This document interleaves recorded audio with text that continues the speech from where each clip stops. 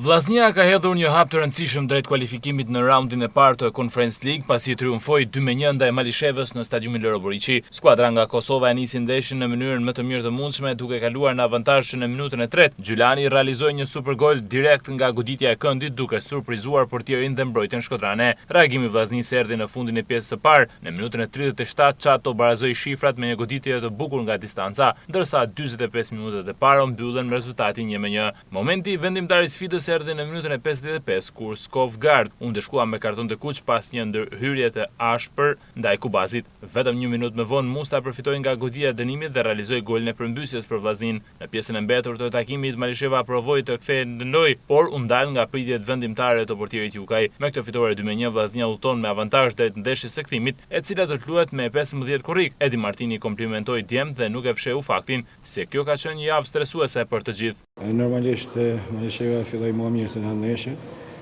Ne ishim pak nervoz, nuk ishim qartë. E kuptoj edhe fillimin e lojës sepse nga kërkesa këta ditë ka qenë molle, sidomos psikologjike. Unë është një muaj me mënyrë tjetër lojet, me lojtarë të tjerë në fushë dhe të lush ashtu siç luajmë sot. Për mua është arritje, i përgëzoj djemt sepse ka njëtu me stres deri në sekondën e fundit para ndeshjes. Mua shumë më pëlqej fitoria, kurse ajo që më pëlqej është që mu do të më shënu gol tjetër, doshim të ishim më pragmatista, doshim ta mbyllshim ndeshjen sepse me një lojtar më pak nuk luajt me ashtu siç duhet, bides lam hapësinë edhe në mbrojtje gjë që mund të ndëshkoshim. Nuk e diskutoj fare kur po të kisha ekipin e plot.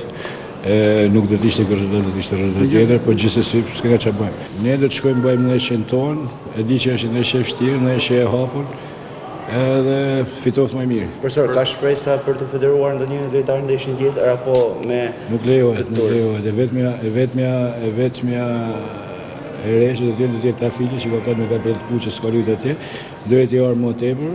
Edhe për Thomas Berdari që më herët ka drejtuar vllaznin, kjo nuk ishte një ndeshje e lehtë. Së pari më lejoni ta uroj vllaznin. Jam disi mërzitur me pjesën e parë pasi skuadra duhet të ishte me vendosur në fush. Kur luam përballë vllaznis duhet të jesh i vendosur mirë, gabuam në tranzicione, krijuam hapësira. Vllaznia është e rrezikshme në tranzicione dhe komplimentoj Çato në nga lojtarët e mi të preferuar. Bë maksimumin, nuk është e lehtë të luash ndaj vllaznis këtu. Kjo ishte një pjesë e parë, kemi të gjitha opsionet për të fituar dhe për të shkuar në turin tjetër.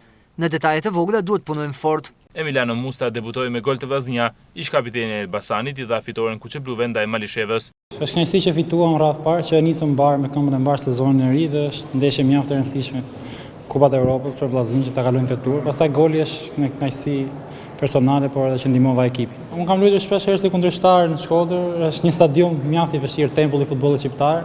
Tani është kënaqësi që luaj për vllaznin dhe mundohem me paraqitjet e mia të bëj sa do pak të lumtur tifozët shkodra.